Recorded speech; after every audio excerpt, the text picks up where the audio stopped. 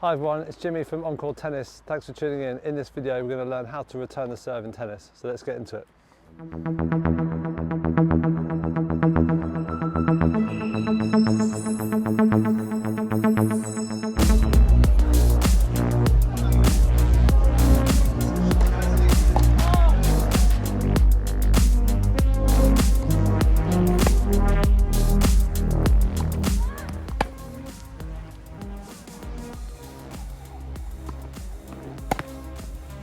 Okay, so the first thing we want to talk about is the ready position when we return the serve. So when you see the pros on the telly, they've always got their racket in front of them in their ready position. So they've got their knees bent, they've got a bit of swaying from either side, but ultimately the racket is in front of them because obviously when you return the serve, you don't know whether the serve's going to come to your forehand or your backhand. So you always want to have your racket there ready. Okay, so nice ready position. You want to be thinking about your positioning as well with the service box. So imagine the service box is cut in half down the centre, and if I run that line all the way to the baseline here, so roughly here in the middle, I see a lot of beginner players, if they have a good forehand, then they'll compensate and stand over this side, so leaving the whole of the court on that side or the box open for them to obviously hit a forehand. But if someone has a good slice serve,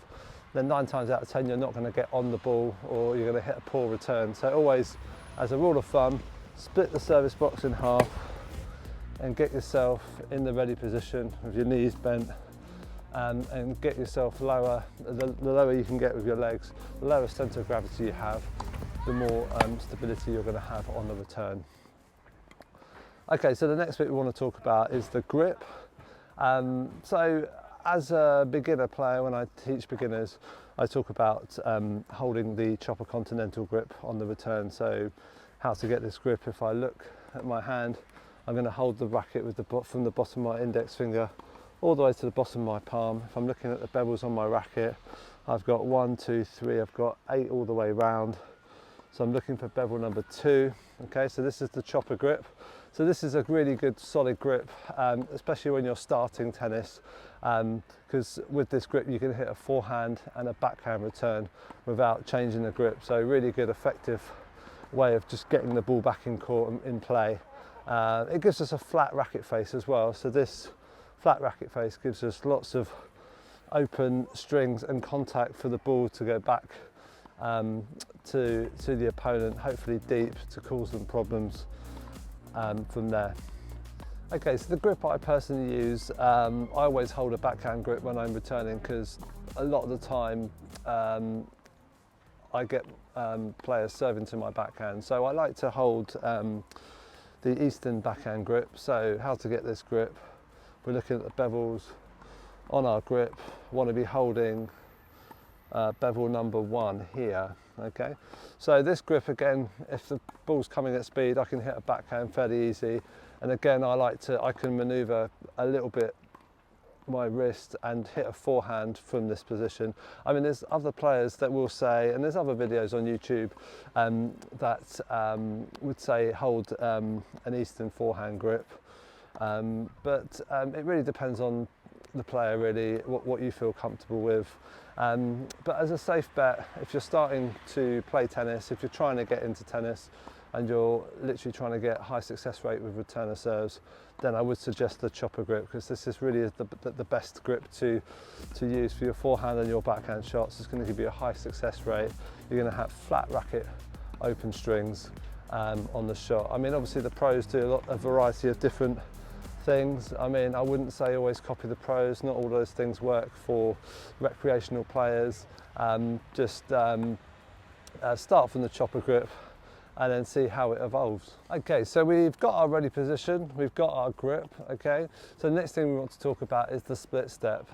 So there are a couple of things that the pros do. Some do a step and they do a split step. Players like Andy Murray do this, and Roger Federer. Then you've got also just the split step, which is a jump. A lot of the pros are jumping and split stepping like this. Novak Djokovic is probably the greatest at doing this. So there's no right or wrong answer to what to do, but both of these scenarios involve you getting your body weight forwards. That's what you want to do on the return. Always be trying to move forward, as in any tennis shots. As soon as you're moving back or you're static or stationary, then you're going to have a lower success rate at achieving a great return of serve. So personally, what I like to do myself and what I teach my beginner players is to just do the more basic split step. So a split step, for those of you who don't know, is a little jump that you do onto your toes. It means that you're active on the shot.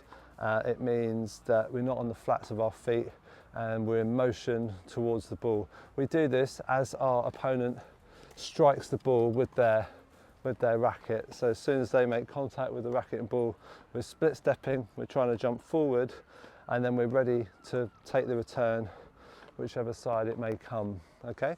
The way I like to do it, when players develop a little bit more and have a bit more coordination, is I like to do a step and a split step like Andy Murray. It doesn't make me play like Andy Murray, but it certainly helps me hit better returns. So how I do this is I take a step forwards and then I do a split step. So I take the step forwards as the ball is being thrown up in the air by the server. As the server is striking the ball, then I do a split step. So it's this motion, this rhythm.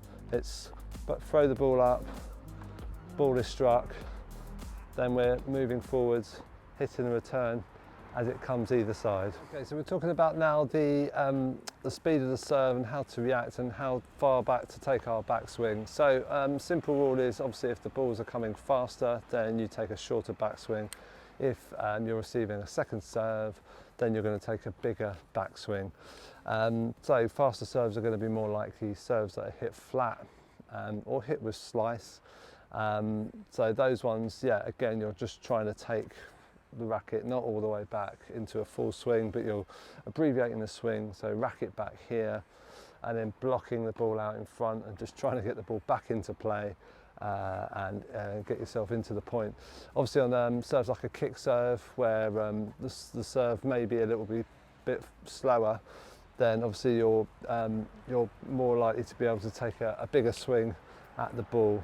Obviously with a kick serve, something to think about is the ball does bounce quite high, obviously in terms of the way it spins when it's top spin. So you need to make sure you're getting on top of the ball for top spin serves returns. So the best place to hit those kind of returns is between waist and shoulder height. So somewhere about here. Obviously if you're trying to return the top spin serve up here, you're really going to lose momentum on the shot. You're not going to get any purchase on the serve. So those would be the basic rules for returning the different speeds of serve. So mostly first serves are going to be really fast, second serves will be generally slower for recreational players. So another thing to think about is obviously our positioning. We've talked about the court positioning in the ready position, talked about splitting the box in half and all the way down here. Obviously if you're confident on your forehand and you're standing here, you're leaving the whole of that box exposed on that side. So if someone has a good slice serve, you're going to be in a lot of trouble. Also something to think about is when the serve is being served faster, you want to use the baseline as your starting base. If someone's serving fast, you may want to step back 1 or 2 steps to give yourself that split second more time to react to a fast shot, fast serve. If it's a slow second serve, then you may want to stand inside the baseline and be aggressive and take the ball on the rise and take that time away from your opponent, take the advantage on the second serve and make them think about trying to hit more first serves. Okay, now so let's talk about where to aim on the return of serve.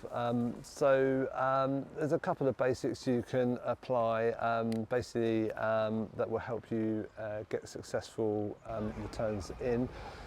So generally as a rule, when someone serves really fast, you don't have a lot of time. So for me, what works for me is I try and aim to my opponent's weakness if I can, or so that's either most probably at their backhand, so if they're a right-hander, into this far corner here, or if I fancy mixing it up, then over to the forehand. So either corners deep is quite good when you're receiving a fast serve, because you really just don't have a lot of time to think about many options. If you can get a little bit of purchase on the ball, then hitting it straight back at the server is a really good way of diffusing the point. So if they're serving and they've come into the court, this works well for Novak Djokovic. He returns a lot of the time back to the server's feet.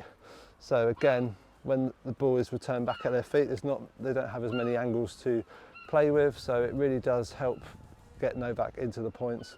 It could be an effective return for yourself. Definitely something to think about. So far corners and at the feet.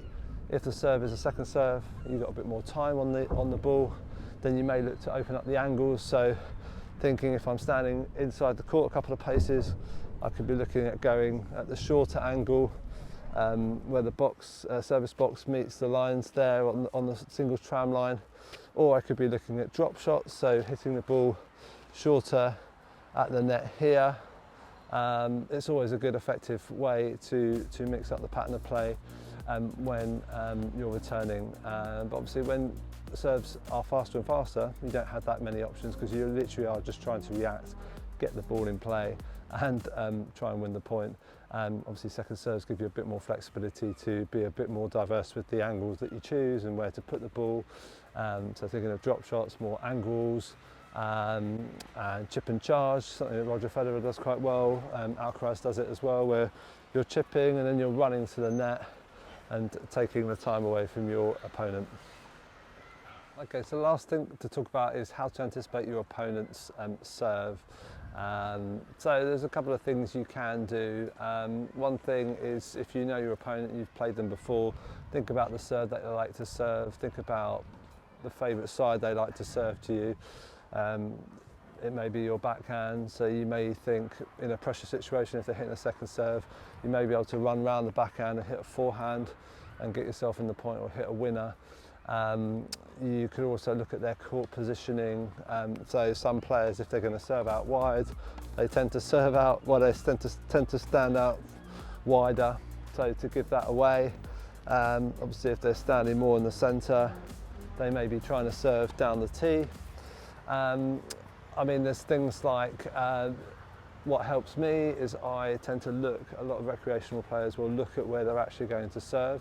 So if you can clock onto that and look at where they're actually going to serve, that has helped me in the past.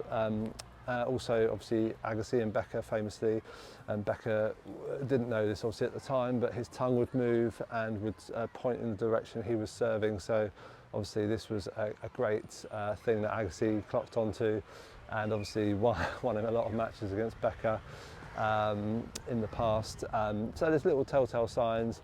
Some players are more comfortable slicing their serve, so sometimes you know that if they're predictable and they're slicing, you know that you're pretty much going to get the ball slicing out to your forehand if you're a right-hander, or into your body, so you can adapt in those sort of ways. So little things like that will definitely help you get the advantage in those pressure situations where you need those points to break points to win the match. So I hope this was useful, guys. Let me know if there's anything that wasn't clear. Don't forget to like, subscribe and share. Comment below if you want to see some other videos on some other content, and we'll see you in the next video.